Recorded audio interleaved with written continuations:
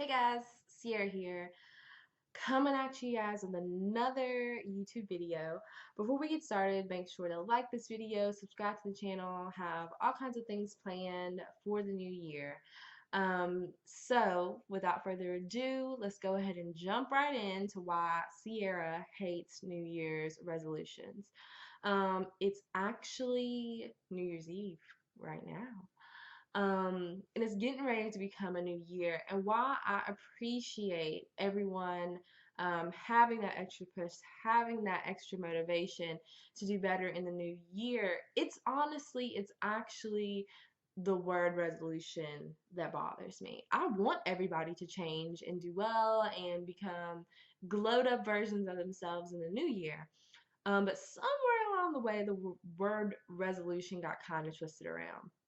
So, according to dictionary.com, a resolution is a formal expression of intention made. Again, a formal expression of intention made. Um, and I like that definition. I like the use of intention. You guys know I love that word. But somewhere along the way, resolutions became things that people want to do. This is what I want to do in 2018. This is what I would like to accomplish in 2018, rather than this is my intention for this year. This is what this year is going to look like. This is what I am doing in the new year. Um, by becoming victim to the twisted new version of resolution, you're destroying your mindset from the jump. From January 1, you already have the wrong mindset. Say goodbye to resolutions. Like, we are done with resolutions, done with our exes, done with all the negativity from 2017. In 2018, we are setting intentions. We are telling ourselves, we are telling our families, we are telling our friends, we are telling the world what we are going to do from here on out, what our lives are going to look like from here on out, what is going to happen from this moment on.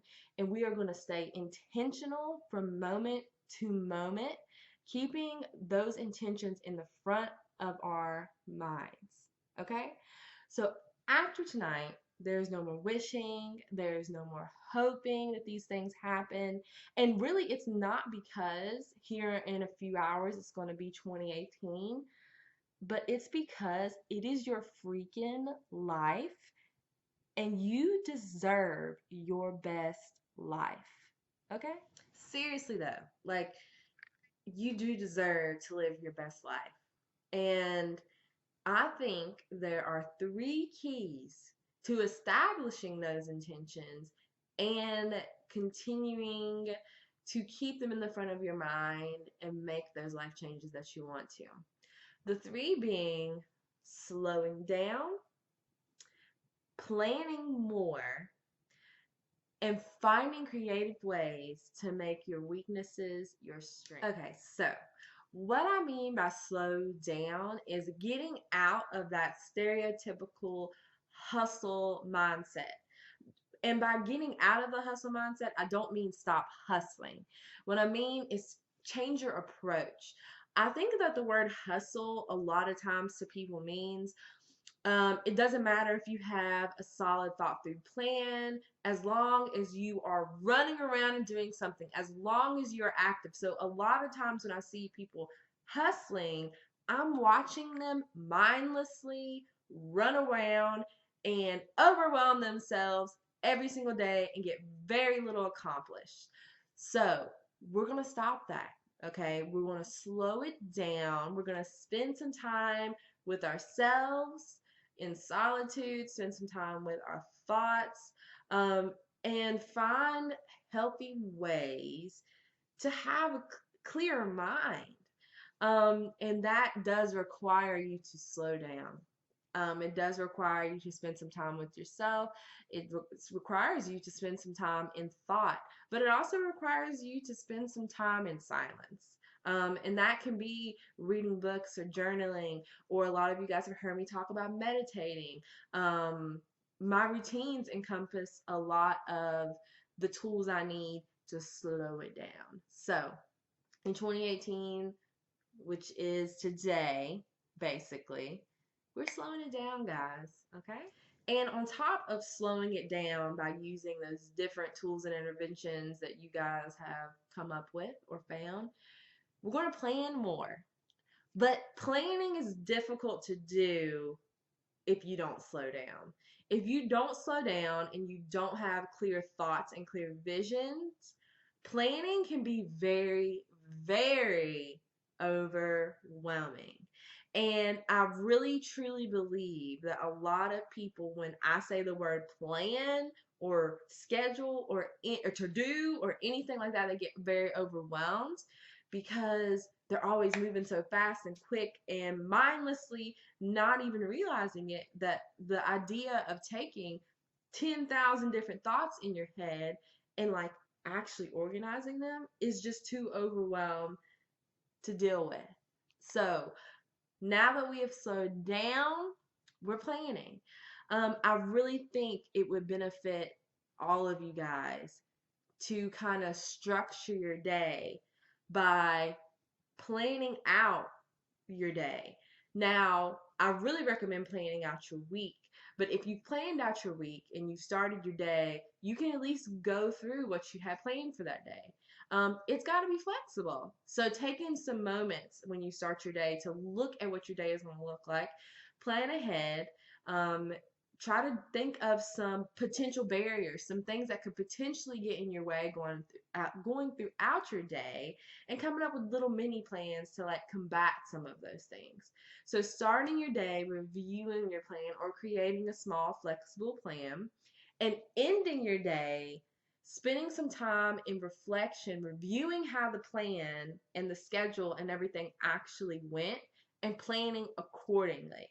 So, too often, because we are moving too fast and everything is going in so many different directions, we may take the time to plan, but we don't ever actually sit down and review the plan and to check to see if it actually worked. And then days go by and we're like, okay, that was pointless. But yeah, it is pointless because you never actually took the time to slow down and make adjustment to your plans. No plan ever goes without a single bit of a hitch, without some sort of adjustment being made. So start your day reviewing or creating a small flexible plan and ending your day reviewing it, seeing how it went, and making adjustments going into the next day. So now that we've slowed it down, we've started to plan. What I mean by making our weaknesses our strengths, I mean getting creative, okay? Spending more time in introspection and getting to know yourself. And for lack of a better term, like learning what you suck at. Like, I'm just being honest. Like, some people are better about the gym. Other people are better about nutrition. To be more specific, some people do well with going shopping for meal prepping, even actually cooking the food, but they struggle actually eating the food. As crazy as that sounds, spend all the money, take all the time, but like not actually eat most of the food.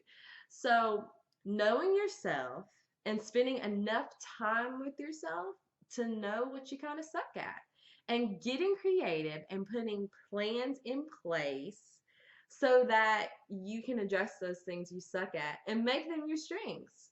Like, if you do well with the shopping and the cooking, it's probably because that you do well with planning. Like, you do well sitting down, making a plan, creating that grocery list, doing all those things. I do well with that part too. It is the actual sitting down, putting things on paper, planning. Like, I have fun at the grocery store, putting everything in my cart. I don't necessarily struggle with eating the meals, but I could see how some people would. So find a way to make eating the meals more like the shopping and the cooking. That's when meal alarms come in place for some people. or associating eating with something else that you do, creating some sort of schedule that makes it a part of a solid plan, kind of the way that you do with grocery shopping or actually cooking the food, but just getting creative and knowing yourself, being real with yourself.